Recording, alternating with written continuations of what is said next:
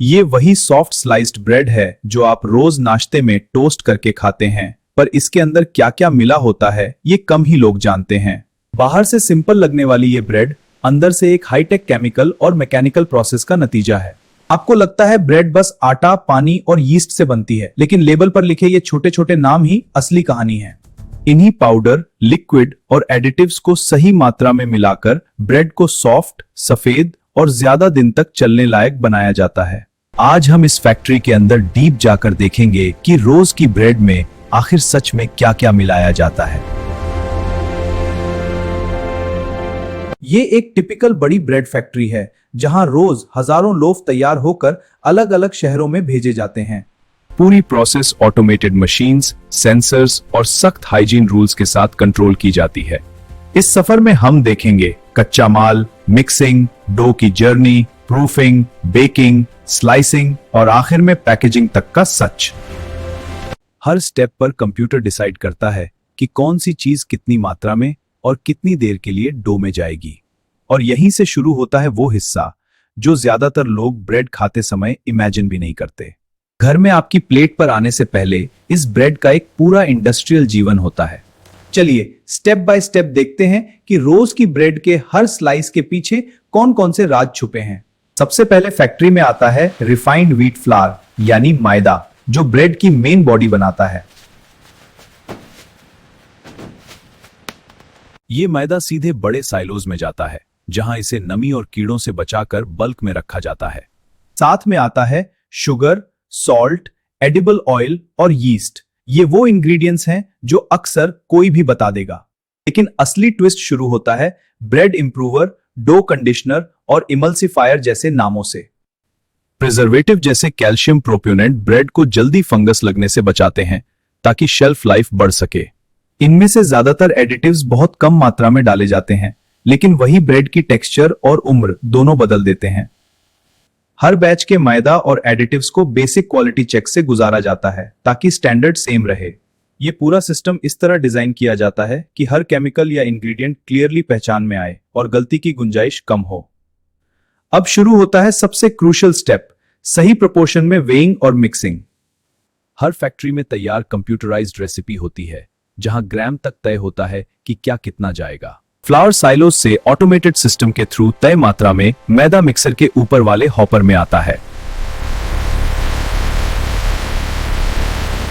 साथ में एक एक ग्राम करके ब्रेड इंप्रूवर जैसे एडिटिव्स भी मशीन खुद डोज करती है। पानी का टेम्परेचर भी कंट्रोल किया जाता है ताकि डो में यीस्ट की ग्रोथ परफेक्ट रहे। एडिबल ऑयल ब्रेड को मुलायम और मॉइस्ट फील देने के लिए डो में मिलाया जाता है। शुगर टेस्ट के साथ साथ क्रस्ट का रंग देती है और सॉल्ट फ्लेवर बैलेंस करता है। यीस्ट ही इस डो को जिंदा बनाता है। यही गैस बनाकर ब्रेड को फूला फूला बनाता है। कुछ फैक्ट्रीज एंजाइम्स जैसे प्रोसेसिंग एड्स भी डालती हैं जो डो संभालने और सॉफ्टनेस में हेल्प करते हैं। अब ये सब मिलकर एक हाई स्पीड मिक्सर में बदल जाते हैं हमारे रोज के ब्रेड डो में। कुछ ही मिनटों में सूखा पाउडर, पानी और केमिकल्स मिलकर इलास्टिक स्ट्रेची डो में बदल जाता है। दिखने में सिंपल, लेकिन ये स्ट्रेची नेचर ही बताता है कि ग्लूटेन और एडिटिव्स ने अपना काम ठीक से किया है। मिक्सिंग के बाद डो को सीधे ओवन नहीं भेजा जाता, उसे भी आराम और समय दिया जाता है। इसे एक कंट्रोल टेम्परेचर एरिया में थोड़ी देर के लिए रखा जाता है ताकि ईस्ट एक्टिवेट हो सके। कुछ ही देर में डो के अंदर छोटे बुलबुले बनने लगते हैं जो बाद में ब्रेड के होल्स बनेंगे। अब डिवाइडर मशीन इस भारी डो को एक्यूरेटली समान वजन वाले हिस्सों में काट देती है। हर लोफ का वेट तय होता है, जैसे 350 या 400 ग्राम, ताकि पैकेट पर लिखा वेट पूरा निकले। फिर ये टुकड़े एक मशीन से होकर घूमते हैं और स्मूथ गोल गेंदों में शेप ले लेते हैं। इन गोल डो बॉल्स को थोड़ी और प्रूफिंग दी जाती है ताकि अंदर की स्ट्रक्चर स्टेबल हो जाए। इसके बाद शीटर और मोल्डर मशीन इन्हें एग्जैक्टली ब्रेड लोफ की लंबी शेप में बदल देती है। हर शेप डो को लुब्रिकेटेड मेटल टिन्स में रखा जाता है, वहीं जो फाइनल लोफ की दीवार बनेंगी। अब ये सारे लोफ एक और क्रूशियल स्टेज की तरफ बढ़ते हैं जहां असली फुलाव शुरू होता है, प्रूफिंग चेंबर। कुछ जगह एक हल्का सा रिलीज एजेंट भी स्प्रे किया जाता है ताकि बेक्ड ब्रेड टिन से आसानी से निकल सके। ये कैसरोल्स जैसे दिखने वाले टिन अब ब्रेड की असली केमिस्ट्री के लिए तैयार हो चुके हैं। प्रूफिंग चेंबर एक कंट्रोल्ड गर्म और नमी वाली छोटी सी दुनिया होती है।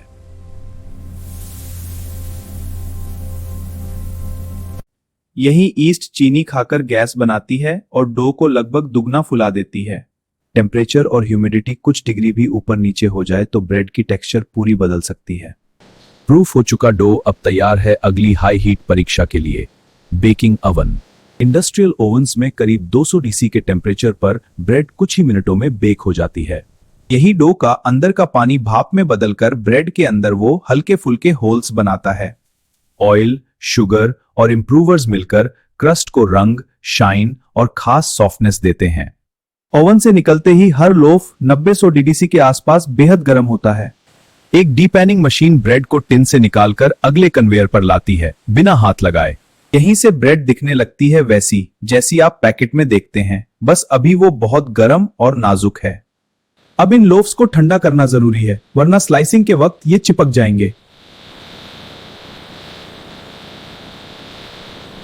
कूलिंग तब तक चलती है जब तक कोर टेम्परेचर एक सेफ लिमिट तक नीचे ना आ जाए। ब्रेड की ये स्पॉन्जी बाउंस सिर्फ ग्लूटेन की नहीं बल्कि मिलाए गए इंप्रूवर्स और ऑयल की भी देन होती है। फाइन, बराबर साइज के होल्स और सॉफ्ट क्रम्ब, यही वो टेक्सचर है जो एडिटिव्स कंट्रोल करने में हेल्प करते हैं।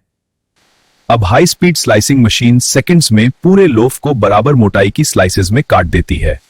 इतनी तेज स्लाइसिंग के बावजूद स्लाइस टूटे नहीं, ये भी डो कंडीशनर्स के कारण आसान बनता है। अब इन कटे हुए स्लाइसेस को ताजा रखते हुए जल्दी से पैक करना जरूरी होता है। यहीं पर आप फिर से वही लिस्ट देखेंगे, मैदा के साथ शुगर, ऑयल, इमल्सिफायर, इंप्रूवर, प्रिजर्वेटिव और कुछ ई नंबर्स। पैकेजिंग मशीन ब्रेड के चारों ओर फूड ग्रेड प्लास्टिक चढ़ाकर उसे टाइट सील कर देती है। एक छोटा सा टैग या क्लिप एक्सपायरी डेट और बैच कोड के साथ ब्रेड की उम्र बता देता है। एक्सपायरी डेट इस हिसाब से रखी जाती है कि प्रिजर्वेटिव और स्टोरेज कंडीशंस को मिलाकर ब्रेड सिक्योर टाइम तक सेफ रहे। कई फैक्ट्रीज में हर पैकेट मेटल डिटेक्टर से भी गुजरता है ताकि कोई भी मेटल पार्टिकल अंदर न रह जाए। अब ये ब्रेड क्रेट्स में भरकर दुकानों और सुपरमार्केट तक भेजने के लिए तैयार है। हर दिन हजारों पैकेट अलग अलग शहरों के लिए तैयार होते हैं और सिर्फ कुछ ही दिनों में शेल्फ से गायब भी। इतने बड़े स्केल पर प्रोडक्शन के साथ एक और जरूरी हिस्सा चलता रहता है, क्वालिटी कंट्रोल। मशीन्स ये मापती हैं कि ब्रेड कितनी सॉफ्ट है, कितना खोखला या डेंस है और बाइट कैसा फील होगा। कुछ सैंपल्स माइक्रोबायोलॉजी लैब में भी जाते हैं ताकि फंगस या हार्मफुल बैक्टीरिया की ग्रोथ चेक की जा सके। एडिटिव्स और प्रिजर्वेटिव्स की मात्रा फूड सेफ्टी लिमिट्स के अंदर रखना कानूनी रिक्वायरमेंट होती है। हाइजीन के लिए सभी स्टाफ को हेयरनेट, मास्क और क्लीन यूनिफॉर्म्स पहनना जरूरी होता है। प्रोडक्शन में घुसने से पहले हाथ धोने, सैनिटाइजर इस्तेमाल करने और मेटल ऑब्जेक्ट्स न ले जाने के नियम सख्ती से फॉलो किए जाते हैं। मशीनों को भी रूटीन में तोड़ा मरोड़ा जाता है, साफ किया जाता है ताकि पुराना डो या कंटेमिनेशन न रह जाए। सुबह सुबह ये ब्रेड ट्रक्स आपके मोहल्ले की बेकरी, किराना और सुपरमार्केट तक पहुंच जाते हैं।